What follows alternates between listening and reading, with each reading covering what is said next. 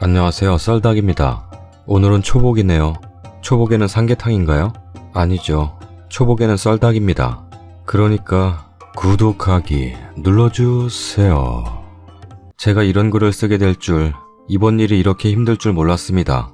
두서없어도 글쓰기가 서툴러도 양해 부탁드립니다.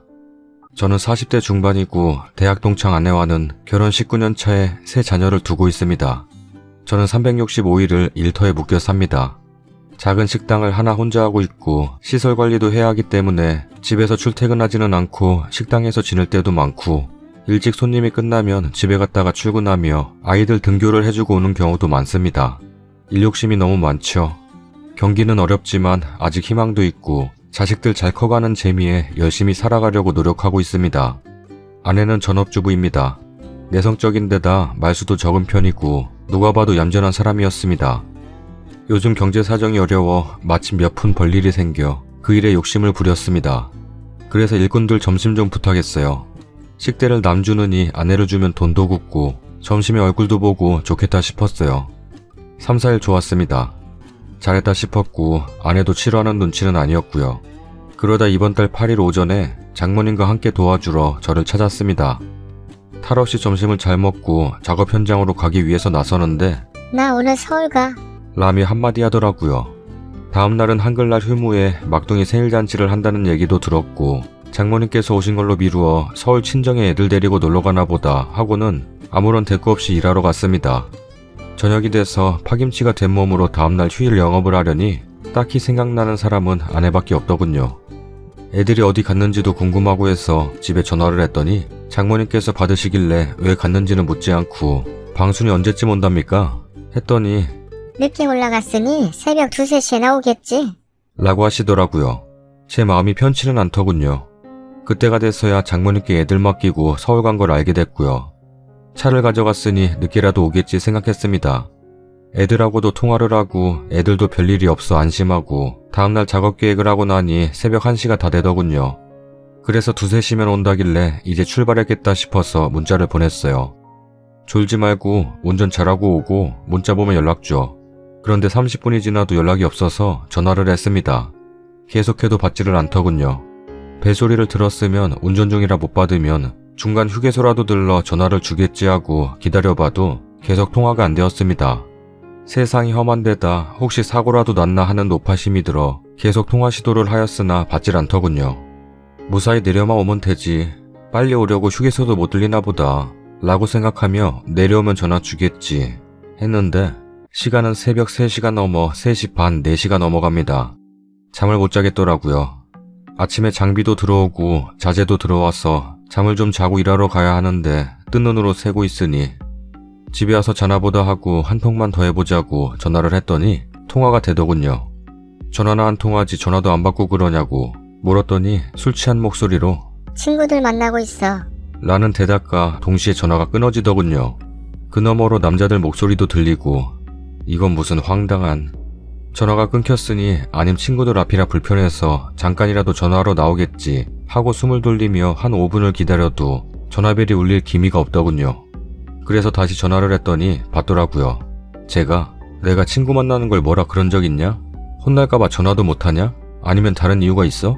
친구가 있어서 불편하면 잠깐 나와서 하면 되지. 전화 한 통 할 시간도 없냐? 라고 따져 물었더니 다른 때는 잘만 차더니 오늘은 왜 안 자고 전화하고 그래? 걱정하지 마. 라길래 뚜껑 열리기 직전에 너 어디야? 전화 끊고 내가 영상통화할 테니까 전화 받아라 하고 끊고는 영상통화를 눌렀어요. 5번을 시도했습니다. 받질 않더군요. 6통째 받자마자 끊습니다. 3통을 더 했습니다. 안 받습니다. 다시 일반 통화를 했더니 받습니다. 아내가 하는 말이 배터리가 다 돼서 영상통화 안 돼. 그래서 제가 친구들이랑 있다면서 바로 옆에 있는 친구 전화로 바로 영상통화해라 하고 끊었더니 전화가 왔습니다. 영상이 뜨며 전화기 너머로 황급한 남자 목소리와 여자 목소리가 스쳐갑니다. 방순이 남편이야? 그런가 봐. 멘붕이 뭔지 알겠더군요. 그러는 와중에 아내가 하는 말이 여기 노량진 수산시장인데 친구들이랑 회 먹으러 왔어. 영등포에서 놀다가. 그러는 순간 아내 친구가 등장합니다. 안녕하세요. 저번에 봤던 방순이 친구예요. 방순이 잘 내려보낼게요. 걱정 마세요. 랍니다. 할 말이 없더라고요. 확 이것들을 그냥 카메라 돌려 이러려다 내려오면 보자 하고 전화를 끊었습니다. 그제서야 주마등처럼 스쳐갑니다. 아내 초등학교 같은 반 동창들입니다. 여자들 중 하나는 한번 그냥 인사만 했었습니다. 몇 년 전 애들 데리고 처갓집을 가서 새벽에 오던 그 모임. 이 모임에만 가면 새벽 서너 시고 물론 전화는 없고 말이 안 나옵니다. 시간은 5시가 되어갑니다. 1시간 반 후면 일하러 가야 했기에 내려오면 볼 요량으로 폭풍우가 몰아치는 가슴을 쓸어내리며 참았죠. 남자놈들도 누군지 대충 감이 옵니다. 올여름 어느 날 제 일터까지 남자 2놈하고 여자 2년하고 아내를 보고 싶다고 찾아왔더군요. 인사를 나눴더니 한 놈이 저한테 와서 얘기합니다. 이렇게 불쑥 찾아와서 미안합니다. 기분 나쁘시진 않으시죠?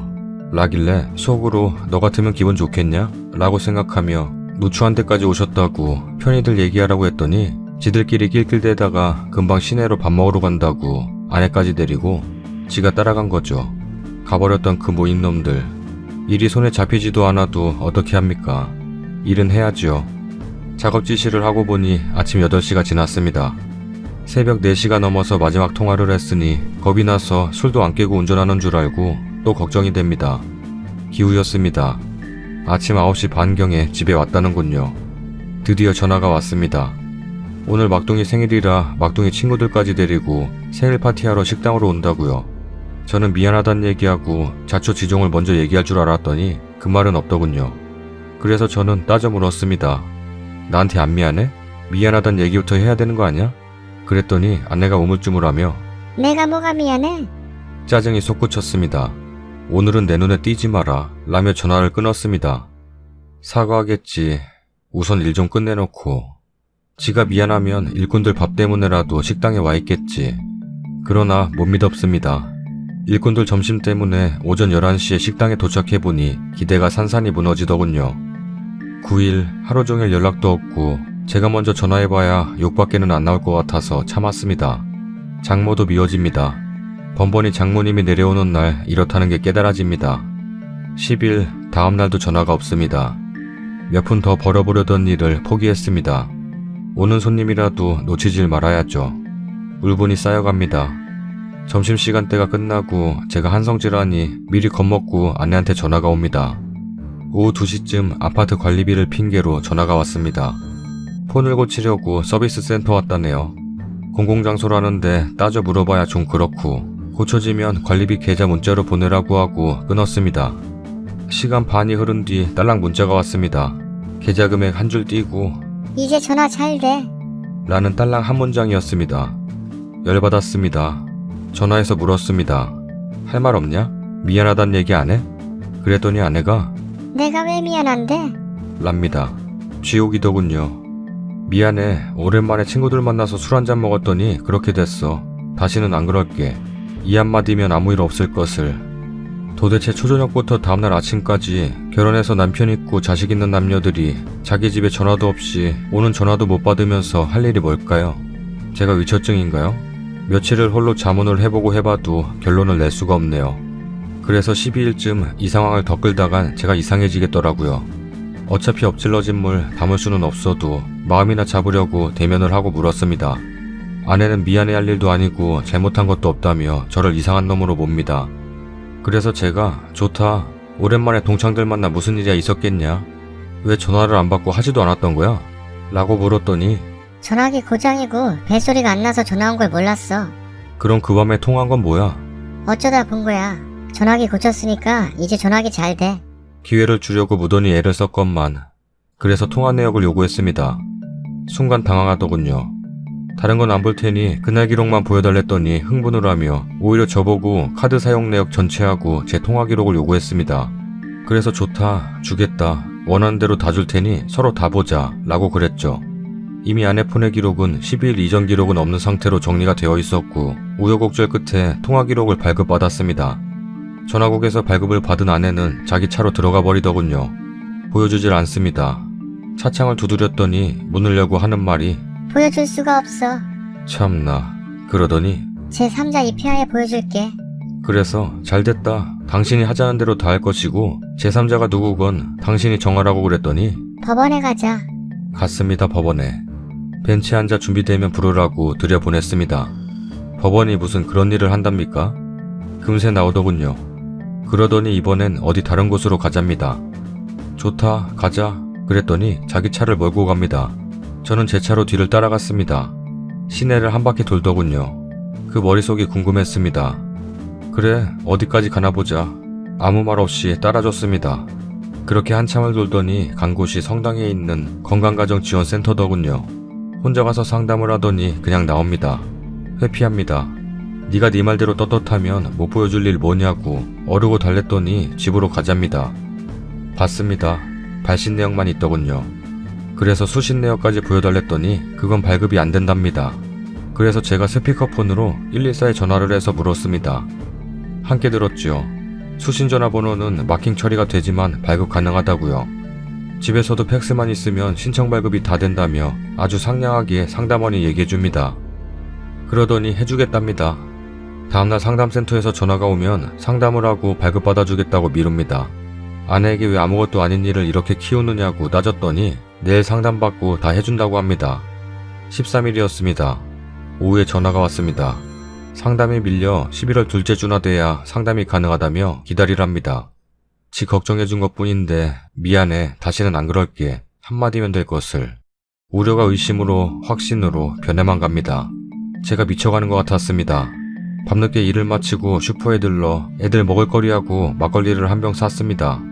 얘기를 나누다 격해지고 자꾸 소리가 커집니다. 큰아들이 밤 11시에 귀가를 합니다. 야식을 하나 시켜놓고 함께 먹는데 대화 자체가 안 되더군요.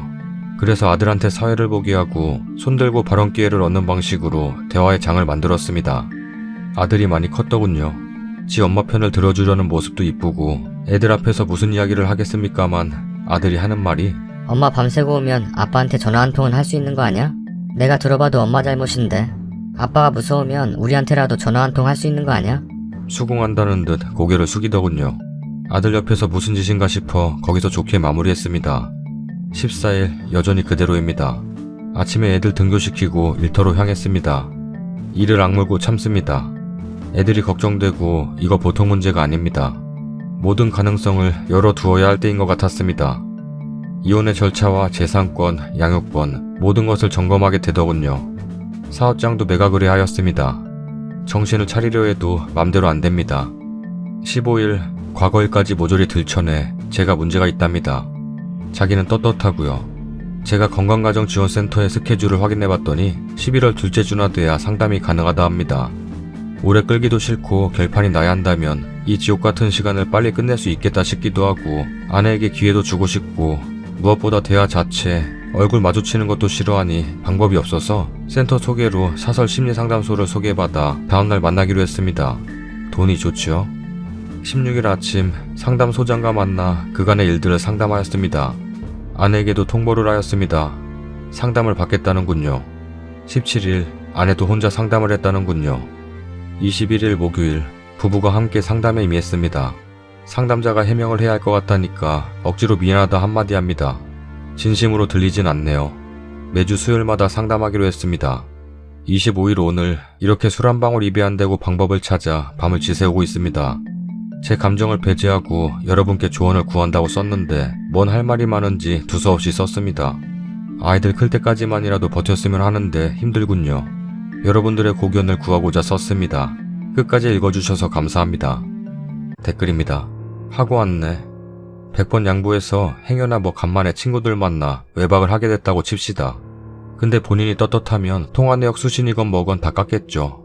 아니면 자기만 겁나 억울한 건데 계속 미루고 공개 안 하는 거 보면 분명 뭐가 있는 거예요. 초반에는 아내가 말했는데 대꾸도 없던 님이 잘못인 줄 알았는데 전화 내역부터 뭔가 이상함이 느껴지네요. 아내분 타고 가신 차에 블랙박스 없나요? 확인해보면 좋을 것 같은데 음성도 같이 나오지 않나요? 혹시 안 되어 있으면 몰래 설치하시고 다음에 또 간다 할 때 싫은 척 하시면서 조용히 보내주시고 증거를 잡으세요. 의심이 들었을 때 흥신소나 심부름센터를 찾으시지 대놓고 윽박을 지르셨네요. 증거물도 하나 없이요. 그런 문제 해결을 하기가 훨씬 어려워지죠. 그냥 이혼 신청하시면서 사실조회 신청하셔야겠네요. 약간 늦은 감이 있지만 정확한 통화 내역을 조회해줄 겁니다. 이것도 빨리 하셔야지 기간 지나면 지난 만큼 못하실 수도 있어요. 보통은 6개월치까진 가능한 걸로 알고 있네요. 그래 반복되게 의심이 든다, 마음이 힘들다 하시는데 딱 보니 100%인 건 확실한 것 같으니 우선 이혼하실지 그냥 덮고 가실지는 본인이 결정해야겠죠. 어찌하실지 마음의 결정을 빨리 하셔야 자신의 마음 조절도 빨리 됩니다. 의심이 든다 이러고 계속 있으시면 마음만 더 아프시죠. 이혼을 하실 거라면 변호사 상담 우선 먼저 받아보시고 증거물 수집하세요. 그 모임이라고 하셨는데 모임 갈 때마다 외박을 하신 건지 아닌지도 대화를 하셔야 할 것 같습니다. 글 내용 중에 다른 때는 잘만 자더니 오늘은 왜 안 자고 전화하고 그래? 이 부분에서 보면 나는 상습적으로 했다는 말밖에는 안 되는 것 같거든요. 웃음도 안 나오네요. 대화하실 때 녹음이나 녹화도 해두시고요. 앞으로 외박했을 때의 일을 대화하시려면 스마트폰이나 녹음기로 녹음을 해두세요. 증거물 수집에 다양한 방법이 있겠지만 업체를 알아보시는 게 제일 편하실 겁니다. 아니라면 본인이 직접 뛰고 시간을 투자하고 해야 할 텐데 그러면 본인의 생활까지 망가지겠죠. 한 가지 더 말씀드리면 네이트 명언이 있죠. 바람은 한 번 피기가 어렵지 두 번 피기는 쉽다고요. 글 내용을 보면 한두 번 한 것 같진 않지만요. 후기입니다. 글쓴이입니다. 우선 아는 사이도 아니고 좋은 얘기도 아닌데 관심 가져주시고 걱정해주시고 충고해주시고 배려해주셔서 여러분들께 감사드립니다. 이제야 일을 끝내고 쭉 훑어봤더니 이렇게 많은 분들이 봐주실지 몰랐습니다. 자괴감이 밀려듭니다. 근 20년 함께 살아온 무게가 이렇게 가벼운 줄 몰랐습니다. 다양한 여러분들의 댓글을 보면서 저에 대한 반성과 조금 더 잘해줄 거라는 후회도 듭니다. 저만 잘나서 살아온 것 같고 일단은 이 일과 관련하여 상담 전문가와 상담을 계속 진행할 예정입니다. 다시 한번 서로를 되돌아볼 수 있는 기회를 가져보려 합니다. 부부가 뭔지부터 친가 처가 형제 자매들의 관계망도 살펴보고 사회 경제적으로 처한 현실들도 짚어봐서 정말 같은 방향을 바라보며 서로 노력하고 어려움 속에서도 동지애를 나눠가며 살아갈 수 있도록 진정한 대화를 해보려 합니다. 앙금을 남기지 않도록 최선을 다해보려 합니다. 부끄러운 사연으로 건강하고 행복하신 여러분께 결례를 해서 죄송하게 생각합니다. 여기서 뵙게 된 모든 분들 건강하시고 행복하십시오. 다시 한번 머리 숙여 감사드립니다. 다음 사연입니다. 긴 글입니다. 조언을 구하고 싶어 용기 내어 적어봅니다. 처음입니다. 이런 곳에 내 얘기를 꺼내놓는다는 것이 혹시 내 예상과 다른 상황들이 생길까봐 두려운 마음이 듭니다. 정말 큰 용기를 내어 쓴 것이니 맞춤법이나 어휘력 지적은 큰 마음으로 넘어가 주시길 부탁드립니다. 친구한테 편지 쓰듯 편하게 쓰려 합니다. 30대 후반으로 남쪽 지방에 살고 있는 딸아이 하나 키우고 있는 여자입니다. 남편과는 나이 차이가 10살 정도입니다. 저희 아버지가 제가 초등학교 때 뇌출혈로 쓰러지신 후 남자를 보는 경향이 아빠 같은 사람 또는 존경할 만한 사람에게 끌렸습니다. 그래서 그런지 나이 차이가 조금 있는 남자를 선호하게 되지 않았나 싶습니다. 20대 초반부터 제가 남편이 좋아서 쫓아다녔습니다. 남편은 자유로워 보이면서도 말 속에 깊은 의미와 뼈가 담겨있는 것이 좋았습니다. 남편 곁에 있으면 나도 괜찮은 생각을 배우고 그런 삶을 살 수 있겠지라는 생각이 들었습니다. 남편을 처음 본 건 어느 단체입니다. 종교단체 정도로 설명할게요. 특정 종교 비난할 생각 전혀 없음을 알려드립니다. 남편은 철없어 보이는 절 거부했고 인연이 아닌가 보다 하다가 다들 그렇듯 연애소설 같기도 또는 영화 같은 경험을 하고 거의 10년 만에 결혼을 했습니다. 결혼기간 동안 남편을 남자라기보다 가장으로 또 아빠로 보고 살았던 것 같습니다. 남편에게서 아빠의 그림자 또는 그 무언가를 찾았는지 모르겠습니다. 일례로 저는 남편이 물을 달라고 하면 두 손으로 가져다 줄 정도로 순응하며 보필했습니다. 하지만 남편은 집착을 싫어하는 사람이었습니다. 혼자 있는 시간을 좋아해서 신혼 때는 일주일에 2-3번씩 나가 혼자만의 시간을 가지고 지금도 주기적으로 나가서 혼자만의 시간을 보냈습니다. 전 아이 낳고 힘들었지만 이해했습니다. 아니 당연하다고 생각한 것 같습니다. 어리석어 보이시겠지만 그만큼 신뢰했습니다. 전 아이 낳고 한 달은 중환자실, 한 달은 일반 병실에서 젊은 여자가 만나기 힘든 상황들을 겪으며 드라마 도깨비에서 나오는 기적을 만들며 살아 돌아왔습니다. 작년 추석쯤 남편 딸과 함께 늦은 여름 휴가를 서울로 갔습니다.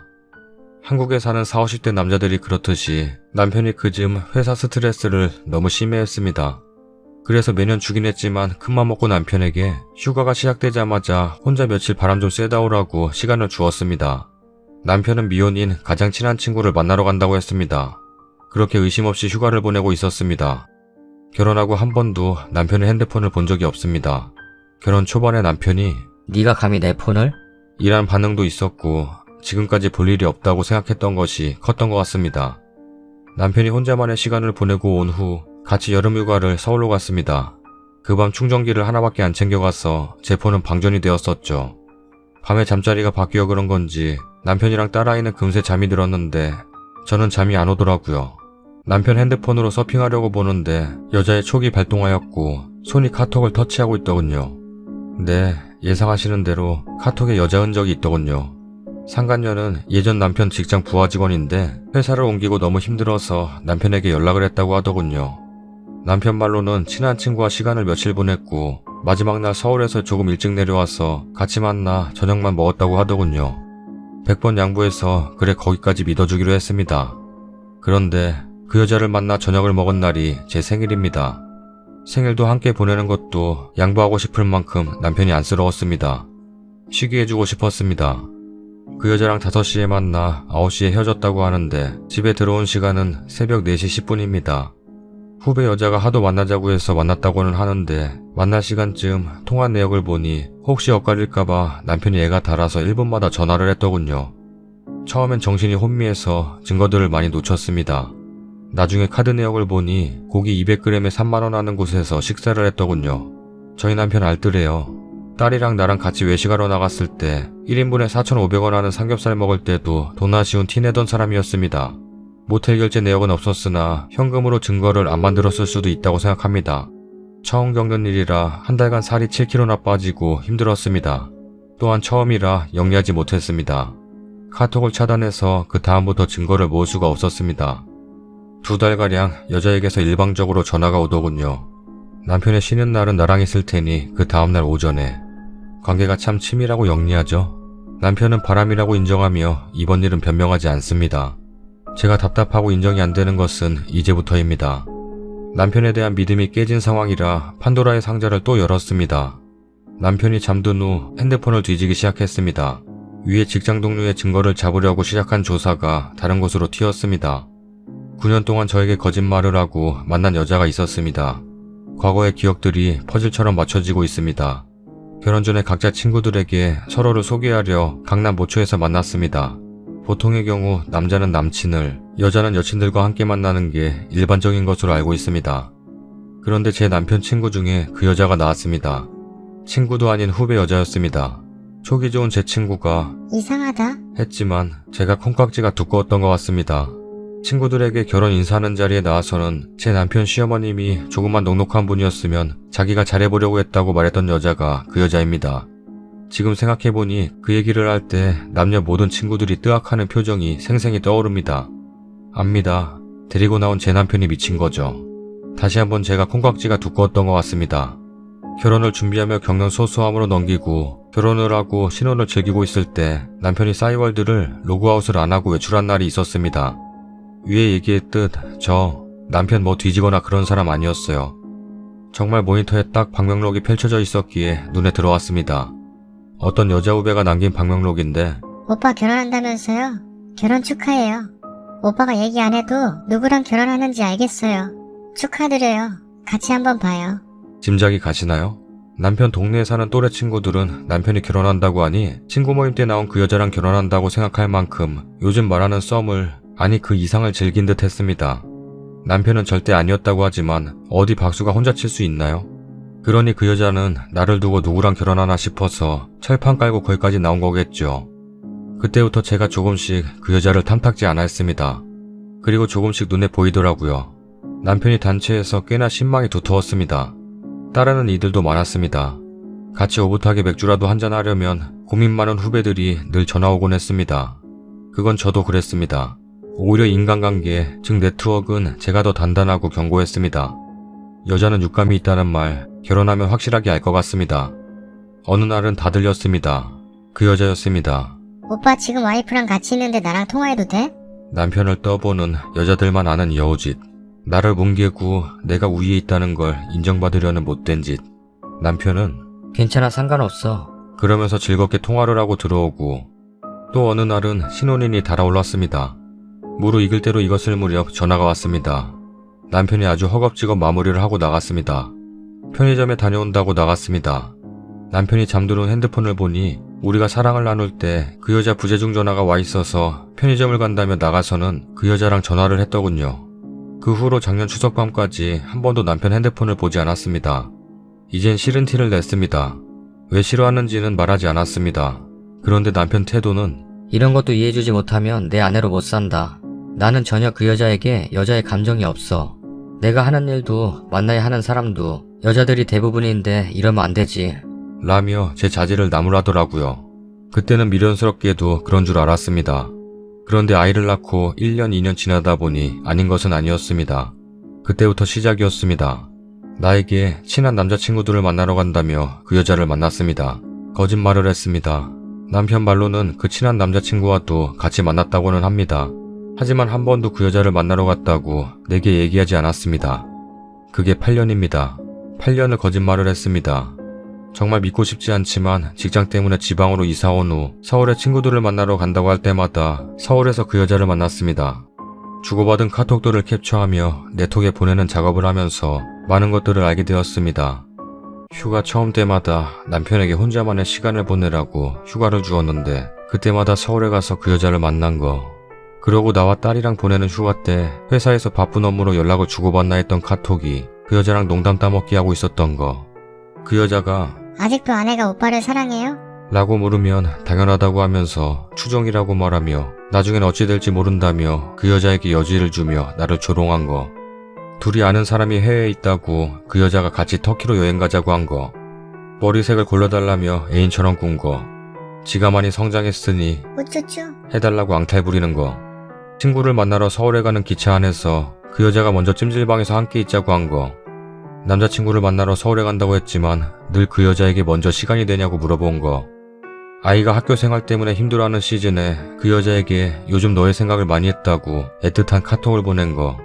이상하게 가장 기억에 남는 것은 토요일에도 늦게 들어오는 사람인데 하루는 일찍 들어왔더라고요. 나랑 같이 내가 제일 좋아하는 무한도전 보려고 왔나 보다 라는 기쁜 마음에 부랴부랴 먹을 거며 안주며 만들어 바쳤는데 또 내가 옆에 있었을 텐데 서울 가기 전날 그 여자에게 내일 재미있게 술 먹으려고 오늘 한잔 했는데 머리 아프다며 그 여자에게 보낸 톡이에요. 기분 참 뭐 같아요. 내가 옆에 있었고 내가 진심으로 만난 걸 해줬을 텐데 같은 공간에서 있고 나는 행복이라고 생각했었을 텐데 남편은 다른 생각이었으니까요. 카톡을 보면 알 수 있고 느껴져요. 그 여자의 자신감이 느껴져요. 내가 오빠 아내보다 오빠에게 챙김받고 있고 오빠가 나를 먼저 챙겨주고 있구나 라는 혼자 사는 여자들이 유부남에게 느끼는 자존감이라고 해야 할까요? 그리고 은근히 주기적으로 떠보는 그 여자의 모습도요. 누구보다 저 알아요. 나랑 같이 사는 남편이 그 여자보다 더 나쁜 사람인 거. 친구들에게 정말 간략하게 남편이 바람을 핀 것 같다고 얘기했는데 아니래요. 우리 남편이 그럴 리가 없대요. 자기는 그건 바람이 아니라고 생각한다며 개인적으로 연락까지 주더라고요. 정말 제 친구들 그리고 남편 친구들에게 명예스럽다고 해야 하나요? 믿음직한 사람이에요. 신망이 두터워요. 그리고 사실 저렇게 풀스토리도 얘기하지 못했어요. 시간도 없었고 친구 남편들이랑 같이 만나기도 했고 제가 한 번도 이런 말을 안 해서 잘 전달하지 못했어요. 지금도 잘 전달하고 있는 것인지 모르겠어요. 남편은 제 생일에 만난 직장 후배는 바람이라고 인정했어요. 뭐 증거도 있고 내 생일이 처음이라고 했지만 여기저기 뒤져보니 여러 번 몰래 만났더라고요. 하루는 직장 상사의 딸 봐줘야 하는 날 나에게 애 맡기고 자기는 나가서 몰래 여자 만난 거죠. 죄질이 참 그렇죠. 지네 상사 딸 봐주고 있는데 자기는 다른 여자를 만났으니 저도 이 남자가 내 남편이 맞나 싶어요. 사람들에게 늘 칭찬받고 인정받던 그 남자가 맞나 싶어요.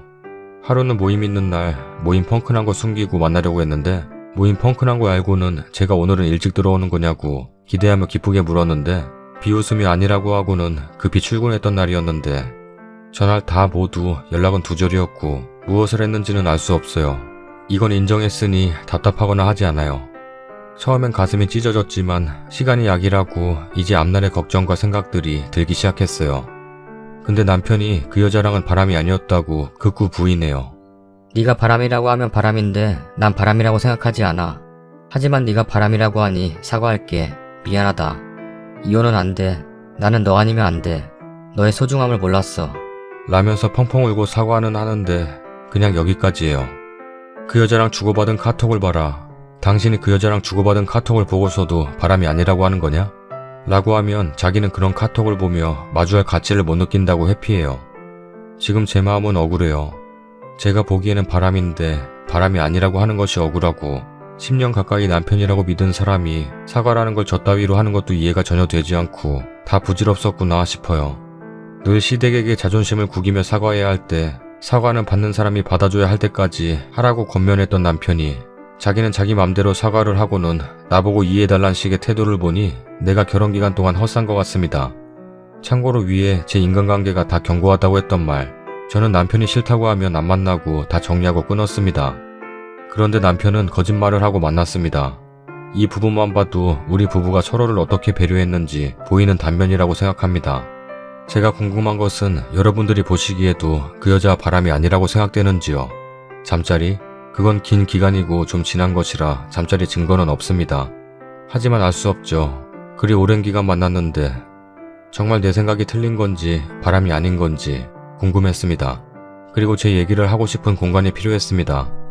여기에 시댁 얘기도 한몫합니다. 절 정말 사람 취급 안 하고 계신 분들이죠.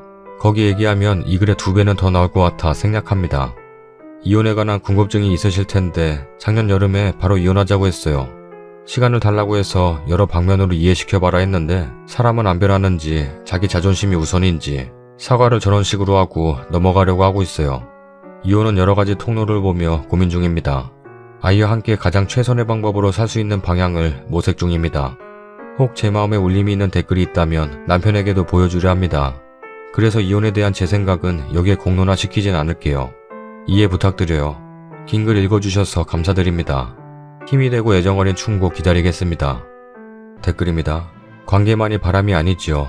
그 정도로 그 여자를 생각하고 그 오랜 시간 틈만 나면 달려가 만날 생각하고 그 만남을 설레어 하는 게 보이는데 정신적인 바람인 거죠. 님이 만약 남편에게 개인 시간을 주는 동안 님과 친한 남자 사람을 늘 만나고 연락하고 그 남자와 만나왔다는 걸 안다면 님 남편이 바람이 아니다라고 이해할 수 있을까요? 남편도 그 여자도 정말 악질입니다. 꼭 소송하세요. 직장이나 종교단체에서 한번 뒤집어버려서 남편이나 시댁 식구들 다 창피당하게 하세요.